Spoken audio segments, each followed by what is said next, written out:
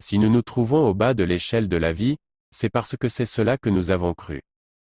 Quand nous parlons et croyons, nous allons grimper au sommet. Les 4 étapes de la foi décrites dans cette leçon sont si simples qu'elles semblent presque idiotes. Mais dans le ministère de Jésus sur la terre, il a parlé dans des termes que même les incultes pouvaient comprendre. Il a parlé de vignes et de vergers, de bergerie et de bergers.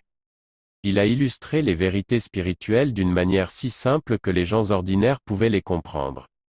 Son message était clair et concis, jamais compliqué. La Bible dit dans Marc chapitre 5, versets 25 à 34. Or, il y avait une femme atteinte d'une perte de sang depuis 12 ans.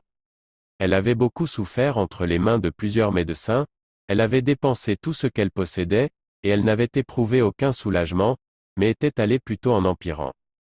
Ayant entendu parler de Jésus, elle vint dans la foule par derrière, et toucha son vêtement. Car elle disait, si je puis seulement toucher ses vêtements, je serai guérie. Au même instant la perte de sang s'arrêta, et elle sentit dans son corps qu'elle était guérie de son mal.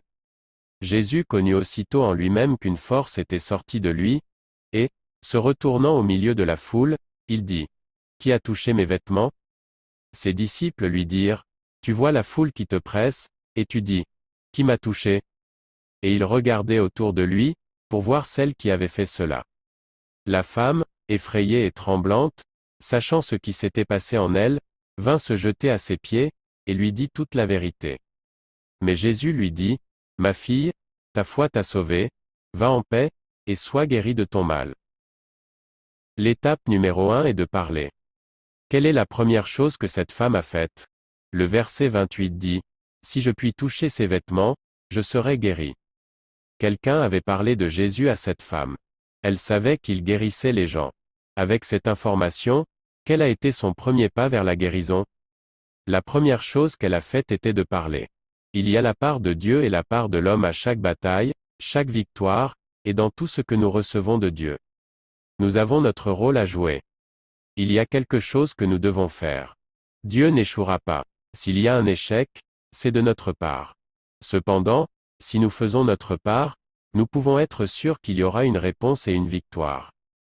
Cette femme aurait pu faire une confession négative, et ce serait ce qu'elle aurait reçu. Elle aurait pu dire qu'il n'y avait pas d'utilité. Elle avait souffert si longtemps et avait consulté tant de médecins. Elle aurait pu dire que ce serait peut-être mieux pour elle de mourir. Mais elle ne parla pas négativement, elle parla positivement. Elle a dit, si je peux toucher ses vêtements, je serai guérie. Et cela est arrivé parce que nous pouvons avoir ce que nous disons. Par conséquent, la première étape dans l'écriture de notre propre billet avec Dieu est parler. Si nous sommes vaincus par nos propres lèvres. Proverbe chapitre 6, verset 22 dit, tu es enlacé par les paroles de ta bouche, tu es pris avec les paroles de ta bouche. L'étape numéro 2 est d'agir. Il n'aurait pas été utile à cette femme d'avoir dit, si je peux toucher ses vêtements, je serai guérie, sans agir également. Nos actions nous élèvent ou nous rabaissent. Selon nos actions, nous recevons ou sommes empêchés de recevoir. La femme avec la perte de sang a parlé et agi en conséquence. Elle a touché les vêtements. L'étape numéro 3 est de recevoir. D'abord, la femme a parlé. Elle a confessé sa foi. Alors elle a agi sur cette foi en tendant la main et en touchant le Maître. Troisième étape, elle a reçu sa guérison. Elle sentait dans son corps qu'elle était guérie de la maladie. Remarquez que le sentiment de guérison épouse la parole et l'action. La plupart des gens veulent le sentiment et la guérison d'abord. Alors ils pensent qu'ils devront le dire et le faire. Mais ça ne marche pas comme ça. Vous devez d'abord parler et agir. Ensuite, vous aurez le sentiment de la guérison. Jésus aperçut que la puissance était sortie de lui. Le monde entier est devenu préoccupé par les bombes nucléaires parce qu'elles libèrent des matières radioactives dans l'atmosphère, une puissance qui ne peut être vue ou ressentie, mais une puissance mortelle et dangereuse. Pourtant, il existe une puissance invisible à l'œuvre sur la Terre qui n'est ni mortelle ni dangereuse. Cette puissance est toujours présente partout. Cette puissance peut nous délivrer de tout ce qui nous lie ou nous blesse. C'est la puissance de Dieu. L'étape numéro 4 est de témoigner. Le verset 33 nous dit que la femme avec la perte de sang a dit ce qu'elle avait fait. Jésus veut que nous témoignions afin que les autres puissent recevoir. La première étape dans l'écriture de notre propre billet est de parler. La quatrième étape est de témoigner. Il existe une différence. Au début, la femme a dit ce qu'elle croyait. Puis elle a raconté ce qui s'était passé. Nous devons dire certaines choses dans la foi avant de les recevoir de Dieu. Les gens disent la mauvaise chose parce qu'ils croient la mauvaise chose. Quand ils commencent à croire et à dire la bonne chose, c'est ce qu'ils auront. La Bible dit dans 1 Samuel chapitre 17, versets 45 à 47, versets 49 à 50 et verset 54.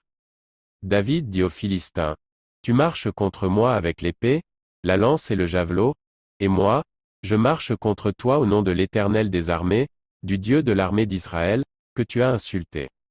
Aujourd'hui l'Éternel te livrera entre mes mains, je t'abattrai et je te couperai la tête.